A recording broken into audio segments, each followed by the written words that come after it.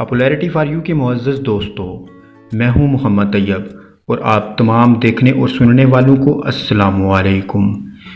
دوستو، ویڈیو شروع کرنے سے پہلے حسب روایت چینل پر نئے آنے والے دوستوں سے گزارش ہے کہ پہلے ہمارے چینل کو سبسکرائب کر لیں اور ساتھ موجود گھنٹی کے بٹن کو بھی دبا دیں تاکہ ہر نئی آنے والی ویڈیو کا نوٹیفیکیشن آپ احباب کے پاس باقاعدگی کے ساتھ پہنچتا رہے۔ دوستو، روس دنیا کا سرد ترین ملک ہے، مگر وہاں یہ مہلک وبا نہیں ہے۔ ترکی بھی سرد ملک ہے اور ایران کا پڑوسی بھی ہے، مگر وہاں بھی یہ مہلک بیماری نہیں ہے۔ افغانستان ایران کا پڑوسی ہے، مگر وہاں بھی یہ موذی مرض نہیں ہے۔ دبئی بھی ایران کے قریب ترین ملک ہے، مگر وہاں بھی یہ مہلک بیماری نہیں ہے۔ عرب کے دیگر ممالک میں اس وائرس سے کسی کے مرنے کی کوئی خبر نہیں ہے۔ یہ وائرس امریکہ، اسرائیل اور برطانیہ کو چھوڑ کر یورپی یونین اور اس کے ممالک چین، اٹلی، اسپین اور ایران اور پاکستان میں کیسے پہنچا؟ ان ممالک میں وائرس کیوں آیا؟ اس کے پیچھے جو سازش اور خفیہ منصوبہ ہے وہ آپ کی آنکھوں کو حیرت سے کھول دے گا۔ دوستو، چین اس وقت دنیا کا معاشی مضبوط ملک بنتا جا رہا ہے اور امریکہ نے متعدد بار چین کو روکنے کی کوشش کی مگر ناکام رہا۔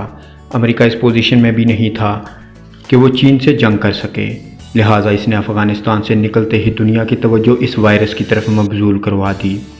طالبان سے امن معاہدہ ہونے کی دیر تھی کہ چین میں وائرس کی خبر دنیا بھر میں پھیل گئی۔ چین کو معاشی سپر پاور بننے سے روکنا تھا اور اس کام کے لیے امریکہ اکیلا کافی نہیں تھا۔ امریکہ نے چین کی معیشت کو کنگال کرنے کے لیے اپنے ساتھ برطانیہ اور اسرائیل کو بھی ملا لیا۔ طے شدہ پلان کے مطابق اس وائرس کو چین کے شہر ووہان میں 2 ماہ قبل ملٹری مشقوں کے دوران چھوڑا گیا تھا۔ امریکی فوج کے واپس جاتے ہی ووہان شہر میں اس وائرس کی وبا نے اپنا سر اٹھا لیا۔ شروع میں چینی حکام کو اس بات کی سمجھ نہیں آئی کہ وائرس آخر پھیلا کہاں سے ہے۔ وائرس سے متعلق چین نے خبروں کو روکنے کی بہت کوشش کی، مگر بات اس وقت اس کی پہنچ سے بہت دور نکل جا چکی تھی اور یہ معاملہ امریکہ کے زیر اثر میڈیا نے دنیا بھر میں اچھال دیا تھا۔ امریکہ کا پہلا نشانہ کامیاب ہوا اور وائرس نے چین اور چینیوں کو دنیا بھر میں مشکوک اور اچھوت بنا ڈالا۔ وائرس چین سے نکل کر اٹلی، اسپین، فرانس، جرمنی اور ایران تک جا پہنچا۔ جب ان ممالک میں ہلاکتوں کی خبریں آنا شروع ہوئیں تو امریکہ نے IMF، ورلڈ بینک اور عالمی ادارہ صحت کے سربراہان کو خفیہ پیغامات کے ذریعے ان ممالک کو امداد دینے کے اعلانات کرنے کا کہا۔ برطانیہ نے بھی امداد کا اعلان کر دیا اور امداد کا اعلان سنتے ہی وہ ممالک بھی متاثر ہونا شروع ہو گئے جس میں ایک بھی کیس رجسٹرڈ نہ ہوا۔ برطانیہ کے یورپی یونین سے نکلتے ہی امریکہ نے اس کی طرف ہاتھ بڑھایا اور کہا کہ مل کر دنیا پر حکومت کرتے ہیں۔ برطانیہ سے تعلقات کا اندازہ اس بات سے لگایا جا سکتا ہے کہ امریکہ میں یورپی یونین کے افراد پر بھی امریکہ میں داخلے پر پابندی عائد کر دی ہے، جبکہ برطانیہ سے کہا ہے کہ اس کے شہری امریکہ آ جا سکتے ہیں۔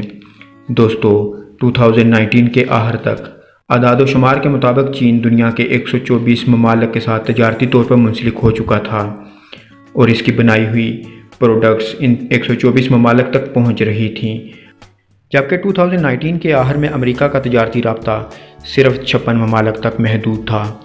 امریکہ بلیک فرائیڈے اور سائبر منڈے کے نام پر شاپنگ کی مد میں ایک دن میں $5.8 بلین کما رہا تھا، جبکہ چین ایک دن میں $14.3 بلین کی مالیت کی اشیاء فروخت کر دیتا تھا اور چین کی یہی ترقی امریکہ کے پیٹ میں مسلسل مروڑ پیدا کر رہی تھی۔ چین کی راہ روکنے کے لیے امریکہ، برطانیہ اور اسرائیل دنیا کا معاشی پاور بننے کا منصوبہ شروع کر چکے ہیں اور اس منصوبے کے مطابق پہلے انہوں نے چین کو نشانہ بنایا اور پھر ان ممالک کو ٹارگٹ کیا جن کے چین کے ساتھ بڑے پیمانے پر معاشی تعلقات ہیں۔ یورپ کے بڑے ممالک میں چینی مصنوعات نے اپنا اڈہ قائم کر لیا تھا۔ نہ صرف یورپ بلکہ مڈل ایسٹ، عرب ممالک اور پاکستان تک چین نے تجارتی رسائی حاصل کر لی تھی۔ یہ ساری صورتحال امریکہ کو کسی صورت قبول نہیں تھی کہ چین معیشت میں اس سے آگے نکلے۔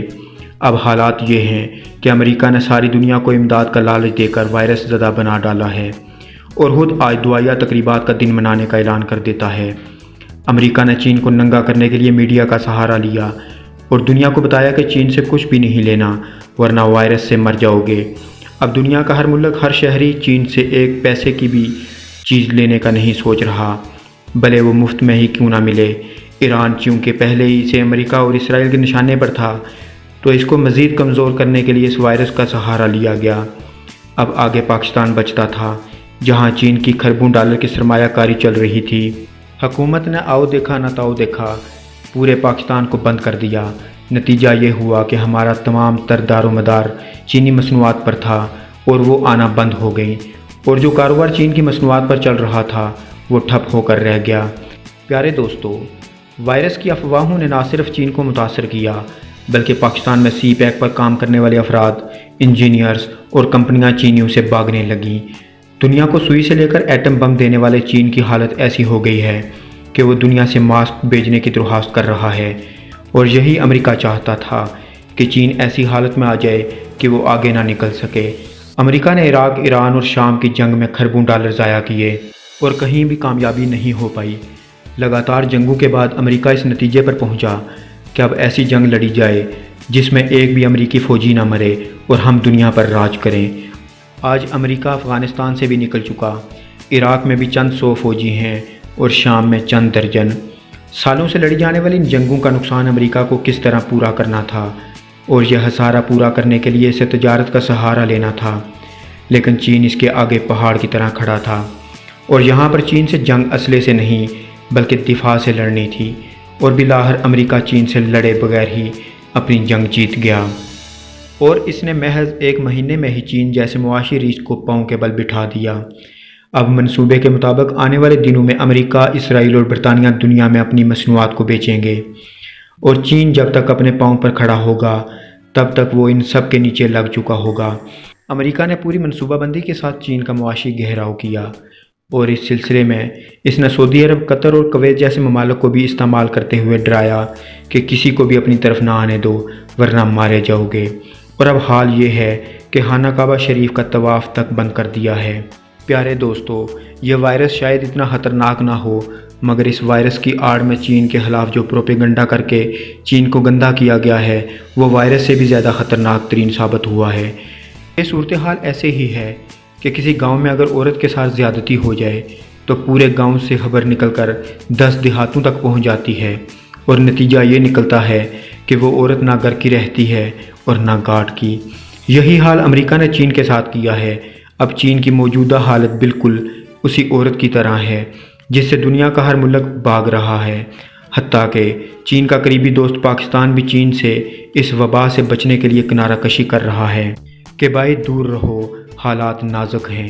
پیارے پاکستانیوں، پاکستان کو چاہیے کہ اس مشکل وقت میں چین کی مدد کرے اور ملک بھر میں وائرس کے نام پر جو افراتفری پھیلی ہوئی ہے اس کو ختم کر کے چین کی مشکل وقت میں تجارت سے خود بھی فائدہ اٹھائے اور چین کو حوصلہ دے، کیونکہ چینی وہ قوم ہے جو ہر چیز کا توڑ نکال لیتی ہے، اور آج نہ صحیح کل وہ وائرس کا حل نکال لے گی، اور مشکل وقت میں ساتھ دینے والوں کو پھر وہ ہمیشہ یاد رکھیں گے۔ اللہ پاک برے وقت سے بچائے اور ہم سب کو اس وبا سے بچا کے رکھے۔